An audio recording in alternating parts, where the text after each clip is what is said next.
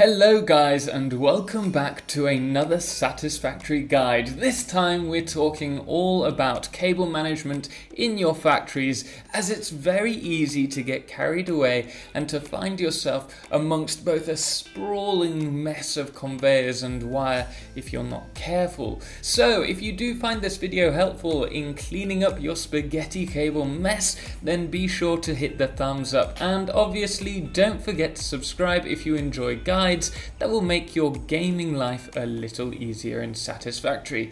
Anyway, without further ado, let's jump into the video. So, our first tip, which is most prevalent in the early game, is with the use of power poles. Now, rather than placing them whenever you need them, it's best to get into the habit of placing them down every 2 machines. This is because we need 2 connections for the daisy chain and thus have 2 remaining connections for the machines.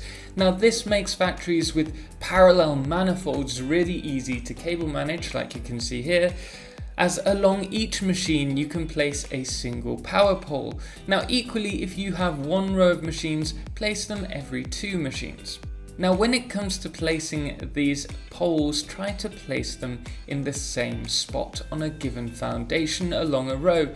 Now whether this is along the end side of the foundation, next to the machine, or in the center, this just gives it a much more uniform look in your factory, which in turn makes the cable management simpler and easier on the eyes. Now our third tip is with power poles, that when daisy chaining, using the cable option, we can actually place the poles without them sticking to the given foundation.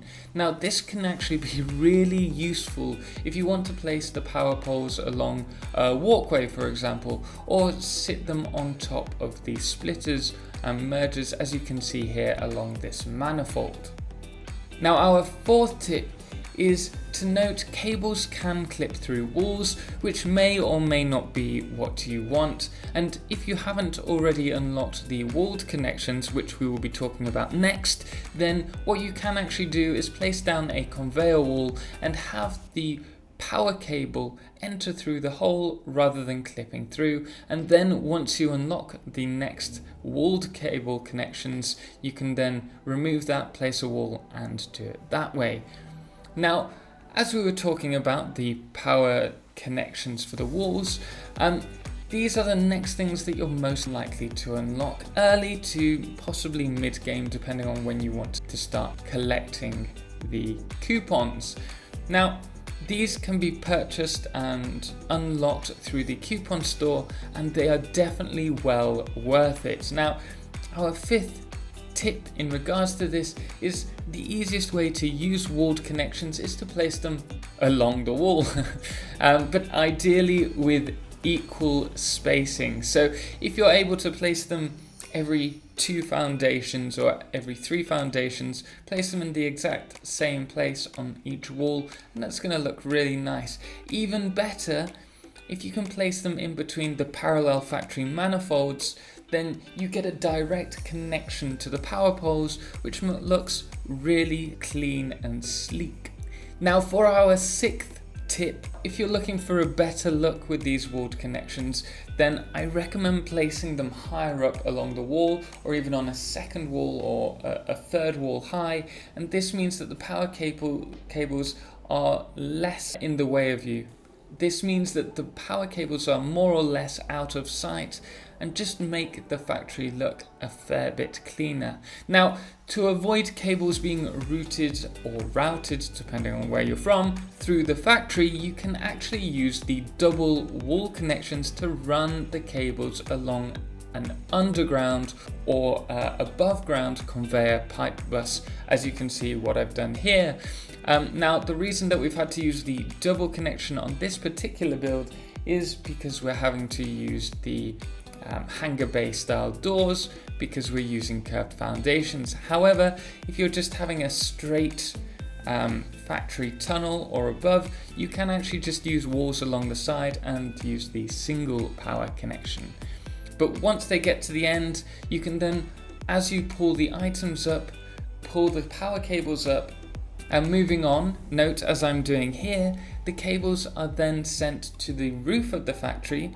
Now we can cheat this by placing down a wall followed by the cable connection, then deleting the said wall, and then have the powered cables running along the roof. Now do note that I hate floating wires, they're not something I like to see in my factory, so we can actually cheat this by running a low hanging 8x1 foundation or even a pillar support and having the wall connections connect there even though there's no wall once you delete it.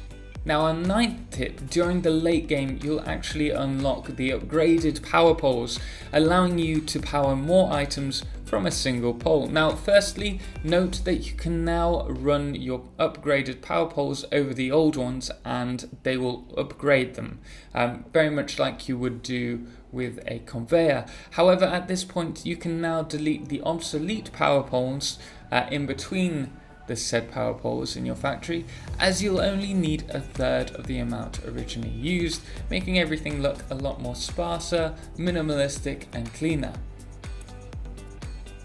So where you can use the upgraded power poles, I recommend it. Now our 10th and final tip is if you're using underfed factories, with some careful planning you can actually place the cables so that they come up from beneath the factory, as you can see here. Now if you can get it so that they don't look like they're clipping, then your factory is going to look really awesome.